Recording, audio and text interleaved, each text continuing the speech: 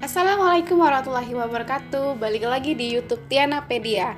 Oke teman-teman, hari ini Tiana akan berbagi contoh soal SKB Prenatal Laboratorium Kesehatan part ke-8. Tak usah berlama-lama lagi, langsung aja kita simak contoh soalnya. Seorang perawat akan melakukan pengiriman sampel BGA untuk tindak lanjut pemeriksaan pasien yang sedang mengalami penurunan kesadaran. Sesuai dengan standarnya, sampel BGA harus tetap stabil dalam transportasi. Bagaimana perlakuan sampel BGA yang tepat saat pengiriman ke laboratorium?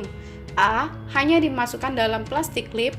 B. Menggunakan termos suhu 20-25 derajat. C. Dimasukkan ke dalam styrofoam. D. Diberi ice gel suhu 2-8 derajat Celcius. E. Menggunakan kotak bekas reagen. Nah, jadi teman-teman di sini BGA itu merupakan blood gas analyzer atau yang lebih dikenal dengan analisa gas darah. Jadi dalam perjalanan menuju ke laboratorium atau transportasinya, sampel BGA berupa darah arteri dengan antikoagulan heparin harus diberikan ice gel ya, suhu 2-8 derajat Celcius agar suhunya tetap stabil. Jadi bila sampel AGD ini tidak diperiksa dalam 15 menit, transportasi menuju laboratorium harus menggunakan es. Bisa es batu atau ice pack maupun ice gel dalam suhu 2-8 derajat Celcius. Jadi ketika penundaan lebih dari 10 menit tanpa es, dia dapat menyebabkan pH PO2 menurun, kemudian PCO2-nya meningkat. Seorang perawat mengirim sampel urin untuk pemeriksaan kultur urin dari pasien yang berumur 34 tahun. Urin diambil pagi hari secara porsi tengah dimasukkan dalam wadah urin. Sampel dikirimkan ke laboratorium dengan ice pack suhu 4 derajat Celcius dengan packing 3 lapis. Jarak yang ditempuh kurang lebih 10 km selama 1 jam. Setelah sampai di laboratorium, petugas menolak sampel tersebut karena alasan apa?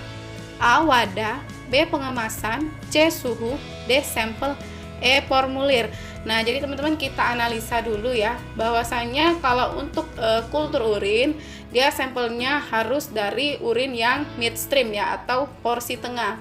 Nah, untuk sampelnya benar ya teman-teman. Kemudian untuk suhu pengiriman, nah suhu pengiriman juga benar, 4 derajat Celcius di packing 3 lapis. Untuk stabilitasnya dia jaraknya 1 jam, dia masih stabil dengan menggunakan ice pack. Lalu apa yang salah di sini? Nah, menurut analisa ya teman-teman, dari narasi soal yang salah itu adalah wadahnya. Jadi, dalam pemeriksaan kultur urin, wadah yang digunakan itu harus steril. Dalam narasi soal tidak dijelaskan wadah yang digunakan. Dan wadah urin yang di lapangan itu juga memiliki ciri khusus ya, antara yang steril dan tidak. Hal inilah yang bisa menjadi dasar petugas lab untuk menolak sampel tersebut. Seorang petugas laboratorium hendak melakukan inokulasi bakteri pada media agar darah. Sebelum melakukan pemeriksaan, petugas melakukan sterilisasi pada BSC. Berapa lama sterilisasi dilakukan dengan sinar UV? A. 15 menit, B. 30 menit, C. 45 menit, D. 60 menit, E. 10 menit. Nah, di sini teman-teman ya, BSC itu bioseptic cabinet atau biasa juga disebut laminarly flow ya, laminar flow. Jadi untuk berapa lama sterilisasi sebelum melakukan pemeriksaan perlu digarisbawahi ya teman-teman. Jadi untuk sinar UV yang digunakan itu biasanya 30 menit. Jadi dalam buku pedoman pemeriksaan PCR SARS-CoV-2 bagi petugas laboratorium terbitan Balitbang Kesehatan tahun 2020 pada halaman 75 ya, disebutkan bahwa jika BSC dilengkapi dengan lampu UV, nyalakan selama 30 menit sebagai persiapan awal. Seorang petugas laboratorium hendak melakukan pemeriksaan CRP kualitatif metode aglutinasi.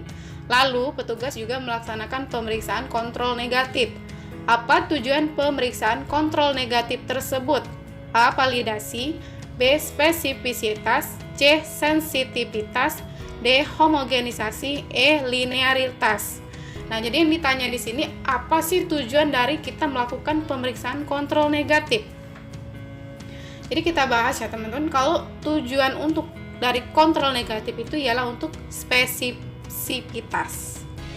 Jadi kalau sensitivitas adalah kemampuan tes untuk menunjukkan individu mana yang menderita sakit. Dia ditunjukkan biasanya dengan kontrol positif.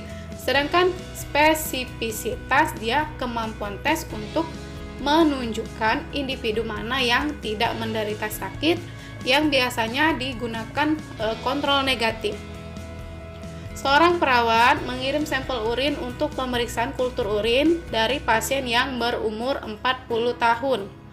Urin diambil pagi hari secara porsi tengah, dimasukkan dalam wadah urin steril. Sampel dikirimkan ke laboratorium. Pada suhu berapa urin tersebut akan stabil dalam pengiriman?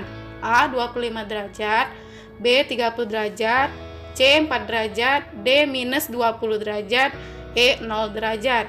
Nah, di soal sebelumnya juga telah disebutkan ya teman-teman berapa suhu yang bisa dipakai untuk transportasi urin agar sampelnya tetap stabil. Nah, jadi suhu yang dipakai adalah yang 4 derajat Celcius. Jadi dalam pengiriman kultur urin, sampelnya harus stabil pada suhu 4 derajat Celcius. Dia diberi ice pack selama perjalanan. Jadi bisa stabilnya sampel itu 18 sampai 24 jam. Sampel darah AGD yang berlebihan antikoagulan heparin dapat menyebabkan A. Darah menjadi lisis, B. Hasil AGD menjadi asidosis, C. Hasil AGD menjadi alkalosis, D. Darah mengalami beku, E. Hasil AGD menjadi netral. Nah, seperti yang kita ketahui ya teman-teman, kalau antikoagulan heparin itu sifatnya asam. Jadi ketika dia antikoagulannya tidak sebanding dengan sampel darah arteri, maka hasil AGD-nya menjadi asidosis palsu ya teman-teman.